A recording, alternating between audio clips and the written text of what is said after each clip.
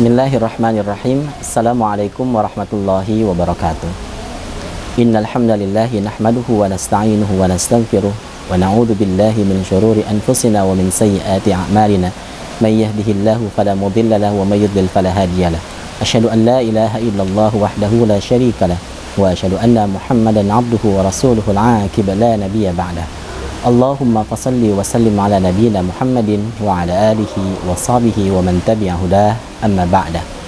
Sahabat madrasah yang dirahmati Allah Subhanahu wa taala. Allah Subhanahu wa taala telah berfirman dalam surah Al-Baqarah ayat 185 yang berbunyi, A'udzu billahi minasyaitonir rajim. Syahrul Ramadan alladzi unzila fihi al-Qur'an hudan lin-nasi wa bayyinatin minal huda wal furqan. Artinya, bulan Ramadan adalah bulan diturunkannya Al-Quran sebagai hidayah bagi manusia dan sebagai penjelas dari hidayah tersebut dan sebagai pembeda di antara yang hak dan yang batil.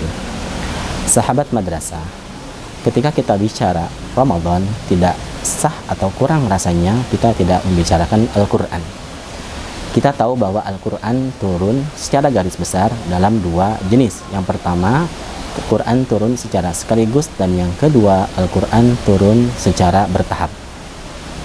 Yang pertama, Al-Quran turun secara sekaligus, yaitu turun dari Lauhil Mahfuz ke Baitul Izzah langit pertama pada malam Qadar atau yang lumrah disebut Lailatul Qadar. Dan Al-Quran turun secara bertahap, yaitu jenis yang kedua, bahwa Al-Quran turun kepada Nabi Muhammad selama lebih kurang 23 tahun periode kenabian Muhammad sallallahu alaihi wasallam. Ketika kita bicara Al-Quran, mari kita bahas kembali proses kodifikasi Al-Quran di masa tersebut. Sahabat madrasah, setelah Rasulullah sallallahu alaihi wasallam wafat, maka terpilihlah Abu Bakar sebagai khalifah yang pertama.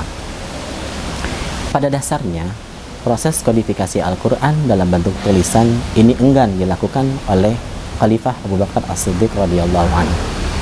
Kenapa? Karena Rasulullah tidak pernah mewasiatkan kepada Abu Bakar dan sahabat lainnya. Lantas ada kejadian, yaitu perang yang bernama Perang Yamamah, di mana telah wafat lebih kurang 70 orang sahabat para penghafal Al-Quran. Atas dasar inilah dan atas dasar atau saran dari sahabat Umar bin Khattab, dilakukanlah proses kodifikasi Al-Quran dalam bentuk tulisan. Khalifah Abu Bakar As-Siddiq membentuklah tim 12 untuk memverifikasi dan validasi hafalan-hafalan Al-Quran yang ada di antara para sahabat, di mana tim 12 ini diketuai oleh sahabat Zaid bin Sabit radhiyallahu anhu. Sahabat madrasah yang dirahmati Allah Subhanahu wa taala, tim 12 ini yaitu sahabat utama para penghafal Al-Quran, namun tidak serta-merta mengkodifikasi Al-Quran dalam bentuk tulisan dari hafalan mereka saja, tetapi mereka butuh bantuan dari sahabat lainnya untuk menyetorkan hafalannya. Namun sahabat-sahabat yang ingin menyetorkan hafalannya kepada tim 12 ini harus mendatangkan dua saksi, di mana sahabat tersebut mendapatkan hafalan Al-Qurannya dari Rasulullah, dari lisan Rasulullah Sallallahu Alaihi Wasallam secara langsung. Begitulah proses verifikasi dan validasi yang dilakukan oleh tim 12, yang mana proses kodifikasi Al-Quran dalam bentuk tulisan ini dimulai dari zaman Khalifah Abu Bakar As-Siddiq hingga selesai pada zaman Khalifah Umar bin Khattab.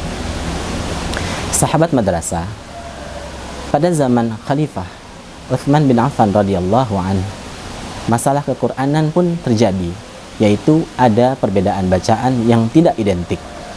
Ini teridentifikasi ketika perluasan wilayah Islam ke daerah Armenia atau Azerbaijan, di mana pasukan Muslim berasal dari daerah Syam dan daerah Irak. Ternyata pasukan Muslim ini memiliki dua bacaan Al-Quran yang berbeda dan tidak identik. Khalifah Utsman bin Affan menginisiasi standar bacaan Al-Quran dan melakukan penyalinan Al-Quran yang pernah dikodifikasi pada dua khalifah sebelumnya. Dan Al-Quran ini disalin sebanyak 6 buah. 1 buah disimpan dan 5 buah disebar ke daerah Mekah, Madinah, Basrah, Kufah, dan Syam.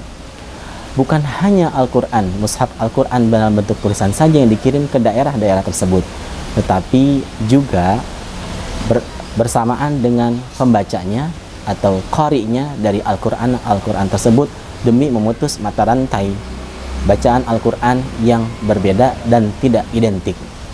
Begitulah proses kodifikasi Al-Quran dan penyebarannya hingga kita hari ini, di mana dari mushaf ini disebut Rasm Utsmani, dan sampai pada kita bacaan yang 7 atau dikenal pada hari ini dengan sebutan Qiraah Sab'ah. Demikian yang dapat Bapak sampaikan, lebih kurangnya mohon maaf. Assalamualaikum warahmatullahi wabarakatuh.